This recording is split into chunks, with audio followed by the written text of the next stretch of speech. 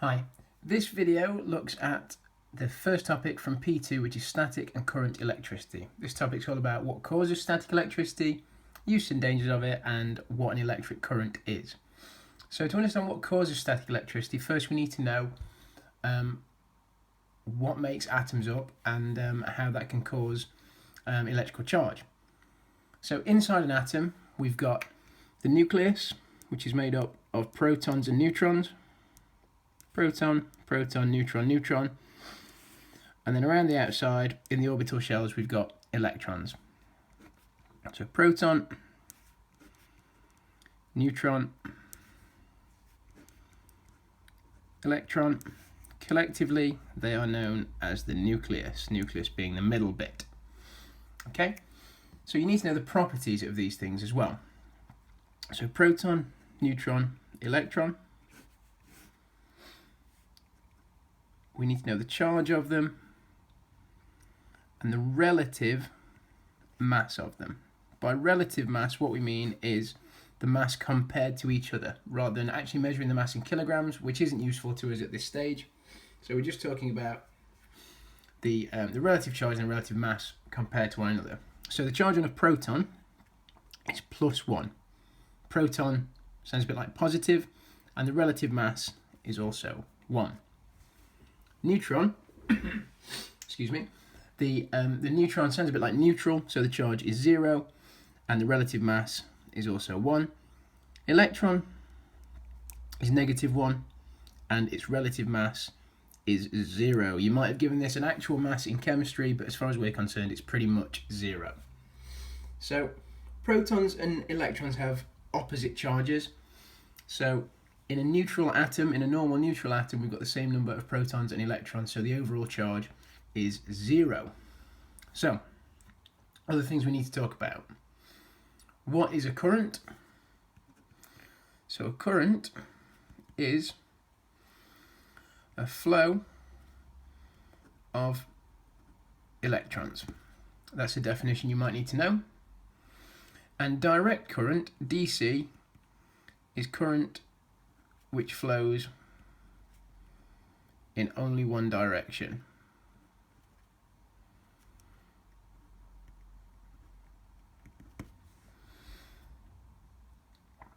Okay, so we need to think about how charge and current relate to each other. So we've got this equation, Q equals I times T. So charge measured in coulombs is equal to current measured in amps times time measured in seconds.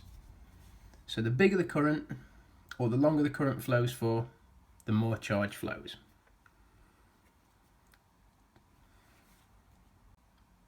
Here we're looking at some uses of static electricity. So one thing we can do with static electricity is we can give an object, an insulator, a charge. So if we've got a rod and a cloth, in this instance we're talking about a polythene rod and a cloth. If we rub the cloth on the rod, then electrons move from the cloth to the rod, and the rod ends up with an overall negative charge. Both of them started off neutral with positive and negative in there. But what happens in this particular instance is negative charge, the electrons flow from the cloth to the rod, so the cloth ends up with an overall positive and the rod ends up with an overall negative charge.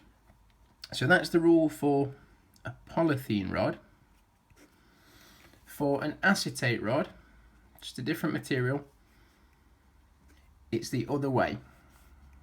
So an acetate rod becomes positive as the electrons move from the rod to the cloth. So other uses of static, you might have experimented with getting a balloon to stick to a wall, or maybe directing the flow of a trickle of water using a balloon. So if you rub a balloon on your head, on your hair, the electrons can be transferred between the balloon and the hair, which gives an overall charge to the balloon, so the balloon might become negatively charged, and your hair afterwards might become positively charged. So the reason your hair stands on end is that if your hair is all positively charged, what we know that positive charge does to each other, like charges do to each other, that's right, they repel. So your hair separates and stands on end because it's repelled, and then we have a negatively charged balloon. Then what we can do is, if we take the balloon to a wall, the balloon has an overall negative charge, remember? The wall has a neutral charge to begin with. So what will happen is, if we put the negatively charged balloon close to the wall, it repels the negative charges in the wall and attracts the positive, so the balloon sticks to the wall.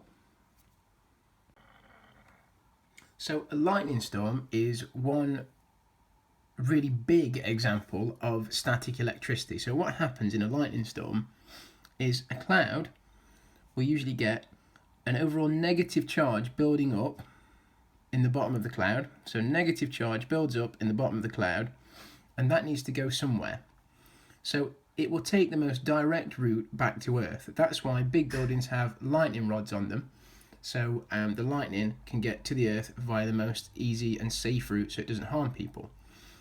Here we've got negative in the bottom of the cloud, and that gets attracted to the positive in the ground. So the electrons flow via a bolt of lightning to the ground. Afterwards, we say the cloud has then been earthed, i.e. it has discharged by connecting to the Earth, literally the Earth, the planet.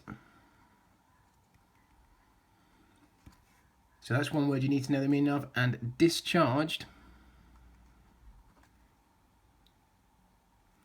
that means when electric charge